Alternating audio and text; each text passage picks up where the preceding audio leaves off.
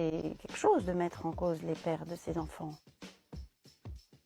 Le 3 juillet 2022, je suis dans des situations mais insupportables de pression continue. Et je vois cette photo d'il y a 1 an et j'écris toute seule dans ma chambre comme je le fais depuis plus d'1 an pour tenir, pour me dire que une autre vie est possible, pour y tendre, pour essayer de faire de la place en moi-même, pour élever mes enfants sereinement.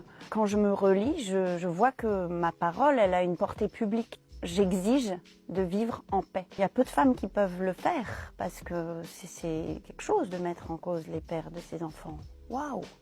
C'est le patriarcat total. En tout cas, moi, il a fallu que ça aille loin, que mon visage, que ça m'arrive en plein visage. C'est la marque extérieure, en fait, celle qui vous relie au monde. Parce que tant que ça reste privé, si on ne le dit pas, ça n'existe pas. Je minimisais, en fait, la gravité. Et donc, je racontais une histoire entendable. Les gens ne peuvent pas nous aider vraiment. C'est compliqué.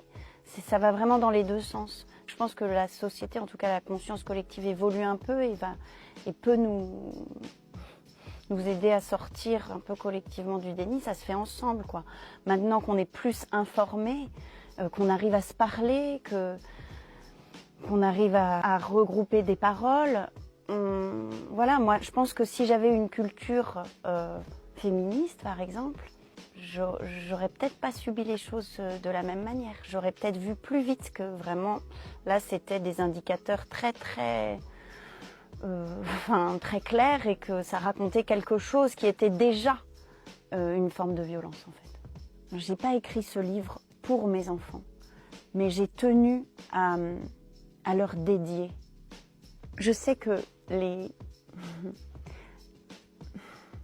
motifs générationnels se transmettent quand on n'en parle pas, quand on les enterre. Ils renaissent encore plus fort. Et je l'ai vu dans mon expérience. J'ai vu que ça vient pas de nulle part, ces violences qu'on perpétue dans sa famille, dans son intimité. Tant qu'on ne décide pas de les arrêter, elles se perpétuent d'une façon ou d'une autre. Pour ma part, ça s'arrête là. Vous n'avez rien à porter par vous-même. Vous n'avez à défendre personne, à sauver personne. C'est bon, c'est fait. Maintenant, qu'il n'y ait pas de poids sur vous. C'est une espérance que ça les rende libres, en fait. Que ça les écrase pas. C'est fait.